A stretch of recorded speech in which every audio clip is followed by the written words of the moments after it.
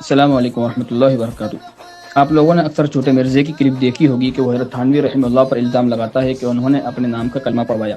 اگر آپ کا دعویٰ ہے کہ انہوں نے کلمہ پڑھوایا تو حضرت حکیم الامت کی 1200 کتابوں میں سے وہ عبارت دکھا دے کہ کہاں کلمہ پڑھوایا ہے۔ چھوٹے مرزے کے بنیادی عقیدوں میں سے ایک عقیدہ یہ بھی ہے کہ حضرت تھانوی نے کلمہ پڑھوایا۔ اس نے اپنی ویب سائٹ میں بالکل صاف طور پر لکھا ہے کہ اشرف علی تھانوی کا دعویٰ نبوت، پھر بھی وہ انہیں کافر نہیں کہتا اور کہتا ہے کہ دیوبندیوں کے پیچھے نماز جائز ہے۔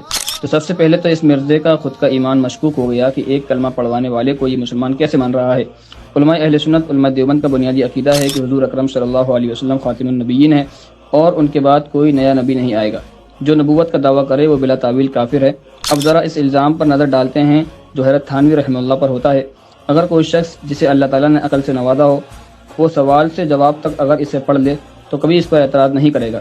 ایک عام شخص سوال کرتے ہوئے حضرت تھانوی کو اپنا واقعہ بتاتا ہے کہ اسے حضرت تھانوی سے بیعت ہونا تھا۔ اب تک وہ مرید بھی نہیں تھا۔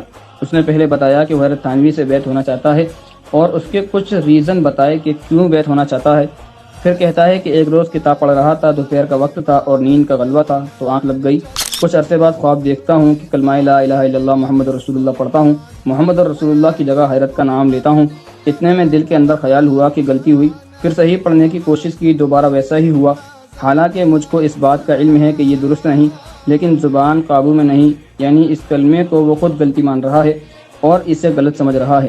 اتنے میں حالت ایسی ہو گئی کہ کھڑے کھڑے بلا وجہ رکعت طاری ہو گئی، مطلب رونے جیسی حالت ہو گئی اور زمین پر گر گیا اور بڑی زور سے ایک چیخ ماری۔ محسوس ہو رہا تھا کہ میرے جسم میں کوئی طاقت باقی نہیں رہی۔ اتنے میں بیدار ہوا لیکن بدن میں عجیب سی کیفیت تھی۔ اب یہاں تک جو واقعہ تھا وہ خواب تھا، اور مشہور حدیث ہے کہ 3 شخص مرفوع القلم ہے، یعنی ان پر کوئی گناہ نہیں، جن میں سے ایک سونے والا جب تک کہ بیدار نہ ہو۔ مطلب اگر اس نے خواب میں کچھ دیکھا تو اس پر کوئی گناہ نہیں، اور وہ اس کلمے کو صحیح سمجھ بھی نہیں رہا۔ امام شامی رحمہ اللہ لکھتے ہیں کہ سونے والے کی باتیں، مثلا اسلام لانا، مرتد ہونا اور طلاق دینا سب باطل ہیں۔ اس واقعے کو اگلے پارٹ میں انشاءاللہ مکمل کریں گے۔ اس پارٹ کو سمجھنے کے لیے پہلا پارٹ لازمی دیکھیں۔ خواب تک کا واقعہ ہم بتا چکے ہیں، اب اس کے آگے دیکھیں۔ بندہ خواب میں کھڑے کھڑے زمین پر گرا اور بڑی زور کی ایک چیخ ماری۔ محسوس ہو رہا تھا کہ میرے جسم میں کوئی طاقت باقی نہیں رہی۔ اتنے میں بیدار ہوا لیکن بدن میں عجیب سی کیفیت تھی، لیکن حالت بیداری میں کلمے کی غلطی کا جب خیال آیا تو اس پر نادم ہوا، شرمندہ ہوا۔ دیکھیں یہاں بندہ خواب سے اٹھنے کے بعد افسوس کر رہا ہے اور شرمندہ ہو رہا ہے کلمے کی غلطی پر۔ اس سے یہ ثابت ہوا کہ اس کا ایمان باقی ہے۔ اگر وہ اس کلمے کو سپورٹ کرتا تو اپنے ایمان سے ہاتھ دھو بیٹھتا۔ آگے کہتا ہے کہ اس خیال کو دور کرنے کے لیے ایسی غلطی پھر نہ ہو، میں رسول اللہ صلی اللہ علیہ وسلم پر درود پڑھتا ہوں۔ دیکھیں کس پر درود پڑھنے کی نیت ہے، رسول اللہ صلی اللہ علیہ وسلم پر، لیکن پھر بھی کہتا ہوں اللہم صلی علی سیدنا و نبینا اشرف علی۔ حالانکہ اب بیدار ہوں لیکن بے اختیار ہوں، مجبور ہوں، زبان اپنے قابو میں نہیں۔ خود ہی کہہ رہا ہے کہ اب بیدار ہوں لیکن بے اختیار ہوں، مجبور ہوں، زبان اپنے قابو میں نہیں۔ آگے کہتا ہے کہ پھر میں بہت رویا۔ بندہ روتا کب ہے؟ غلطی پر۔ یہ اس کے ایمان کی نشانی ہے کہ یہ ان چیزوں کو غلط سمجھ رہا ہے۔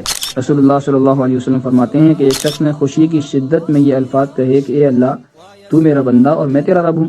یہ بس ایک خطا ہے۔ خطا کی تعریف دیکھیں ذرا۔ لسان العرب عرب کی مشہور ڈکشنری ہے، اس میں لکھا ہے کہ جس میں انسان کا ارادہ شامل نہ ہو اور وہ ہو جائے، اسے خطا کہتے ہیں۔ لغات القرآن میں ہے کہ خطا کہتے ہیں ارادہ تو اچھا ہے، اچھے کام کرنے کا ہے، لیکن غلطی سے اس کے خلاف ہو گیا۔ بندے کے الفاظ پر غور کر لیں کہ میں رسول اللہ صلی اللہ علیہ وسلم پر درود پڑھتا ہوں لیکن یہ الفاظ نکل رہے ہیں، حالانکہ اب بیدار ہوں لیکن بے اختیار ہوں، مجبور ہوں، زبان اپنے قابو میں نہیں۔ مطلب ارادہ تو اچھا تھا لیکن خطا ہو گئی۔ اللہ تعالیٰ فرماتے ہیں خطا پر کوئی گناہ نہیں۔ حضور صلی اللہ علیہ وسلم فرماتے ہیں کہ بے شک اللہ نے میری امت سے خطا کے مواخذے سے درگزر فرما دیا ہے۔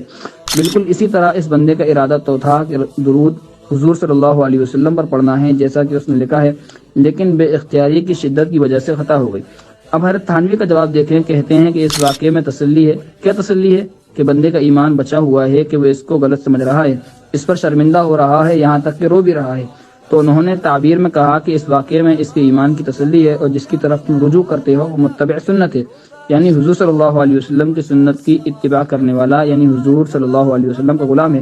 تو ایک عقلی آدمی تو یہاں سے کچھ غلط بات نہیں نکالے گا۔ خیر اس پر بھی اعتراض ہوتا ہے کہ یہ شیطانی خواب تھا، تعبیر صحیح نہیں ہے وغیرہ وغیرہ۔